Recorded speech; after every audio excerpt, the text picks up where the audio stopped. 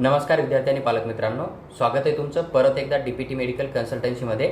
आज आपण चर्चा करणार आहोत, जर तुम्हाला महाराष्ट्र स्टेटमध्ये स्टेट कोट्यामधून कॅटेगरीच्या फीसमध्ये MBBS कोर्सला ॲडमिशन करायचं असेल, ते पण प्रायव्हेट कॉलेजमध्ये, तर तुमच्या कॅटेगरीमधून किती ऑल इंडिया रँक तुम्हाला कॅप राऊंड 1 ते कॅप राऊंड 3 पर्यंत सीट अलॉटमेंट होऊ शकतं, याची सविस्तर माहिती मी या छोट्याशा व्हिडिओमध्ये शेअर करणार आहे।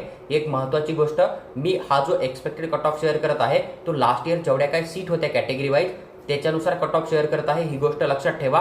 बाकी यावर्षी ज्या काय 300 जागा वाढल्या, 50 गव्हर्नमेंट मेडिकल कॉलेज नाशिकमध्ये आणि 250 जागा ज्या आहेत त्या आपल्या 2 प्रायव्हेट नवीन कॉलेज आहेत त्यांच्यामध्ये, तर त्या सीट मी इन्क्लूड केलेल्या नाहीये। त्या सीट मॅट्रिक्समध्ये ॲड झाल्या तर हा कट ऑफ अजून पण कमी होणार आहे, हे तुम्हाला लक्षात ठेवणं आहे। दुसरी महत्त्वाची गोष्ट, तुम्हाला जे काय कट ऑफ घेऊन चालणं असतो ना, तो नीट स्कोर आणि ऑल इंडिया रँक फक्त एक्सपेक्टेड कट ऑफ म्हणून कन्सिडर करावा लागतो।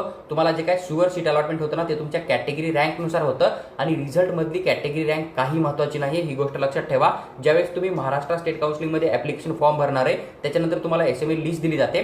त्या SML लिस्टमध्ये तुम्हाला सिरियल नंबर म्हणजे तुमचा SML नंबर दिला जातो। त्याचबरोबर त्या SML लिस्टमध्ये तुमची कॅटेगरी असते आणि तुमच्या कॅटेगरीच्या समोर तुमचा कॅटेगरी रँक असतो। म्हणजेच जर तुमचा कॅटेगरी रँक समजा उदाहरणार्थ SC कॅटेगरीमधून 800 येत असेल आणि तुमच्या कॅटेगरी जर समजा 750 जागा असतील सीट मॅट्रिक्समध्ये, तर तुम्हाला SC कॅटेगरीमधून 100% जे आहे ते MBBSचं कोणत्या ना कोणत्या कॉलेज जे आहे ते अलॉटमेंट होऊ शकतं, प्रायव्हेट किंवा गव्हर्नमेंट, ही गोष्ट लक्षात ठेवा। तर ज्यावेळेस आपला SML लिस्टमध्ये कॅटेगरी रँक येणार आहे राऊंड 1च्या सीट मॅट्रिक्समध्ये, ज्यावेळेस आपल्याला कॅटेगरी वाईज जागा दिल्या जाणार आहे, त्यावेळेस आपल्याला शुअर 100% कळतं की सीट मिळणार आहे की नाही मिळणार, हे तुम्हाला आठवण ठेवणं आहे। तर आता आपण एक्सपेक्टेड कट ऑफचा विचार करूया। SC कॅटेगरीमधून जर तुमचा ऑल इंडिया रँक 1,80,000 पर्यंत येत असेल, तर तुम्हाला 100% राज्यामध्ये कोणतं ना कोणतं सीट अलॉटमेंट होऊन जाणार आहे। पण हा जो कट ऑफ आहे तो लास्ट इयरच्या सीटनुसार आहे, ही गोष्ट लक्षात ठेवा।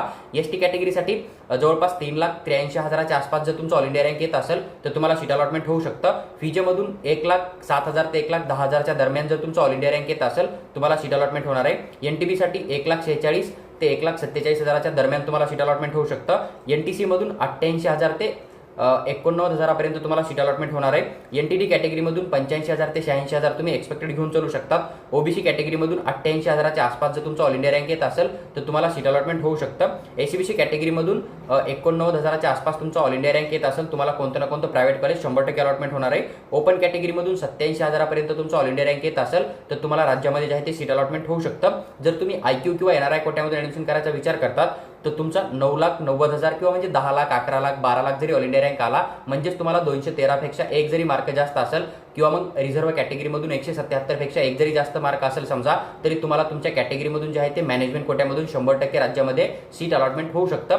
फक्त एक गोष्ट लक्षात ठेवा, IQ कोट्याचं फी स्ट्रक्चर जे काय जनरल कॅटेगरीची फीस असते त्याच्या 3 पटीने जास्त असतं आणि जर तुम्ही NRI मधून काउन्सिलिंग केली तर जे काय ओपन कॅटेगरीचं फीस असतं त्यापेक्षा 5 पटीने जास्त फीस तुम्हाला पेमेंट करावी लागते, ही गोष्ट तुम्हाला लक्षात ठेवणं आहे। हा एक एक्सपेक्टेड कट ऑफ होता जो की मी तुमच्याबरोबर शेअर केलाय। तुम्हाला जर व्हिडिओ आवडला असेल तर लाईक करा आणि चॅनलला सबस्क्राईब करून आमच्यासोबत जोडून राहा, जेणेकरून की आम्ही बाकी कोर्सचा एक्सपेक्टेड कट ऑफ शेअर करू तो तुमच्यापर्यंत 100% पोहोचेल आणि येणाऱ्या काळामध्ये जी काय काउन्सिलिंगची अपडेट किंवा जी काय कॉलेज वाईज इन्फॉर्मेशन आम्ही शेअर करू, ती पण तुम्हाला फ्री ऑफ कॉस्टमध्ये या चॅनलवर नक्की भेटणार आहे। जर तुम्हाला PDF हवी असेल, तुम्ही आमचं टेलिग्राम किंवा व्हॉट्सअप चॅनल जॉईन करा, तिथं आम्ही ही PDF डेफिनेटली शेअर करू। त्याचबरोबर जर तुम्हाला DPT medical consultancy through paid counselling करायची असेल, तर तुम्ही आम्हाला दिलेल्या व्हॉट्सअपवर मेसेज टाका, आम्ही तुम्हाला पेड काउन्सिलिंग बद्दल सविस्तर माहिती नक्की शेअर करू।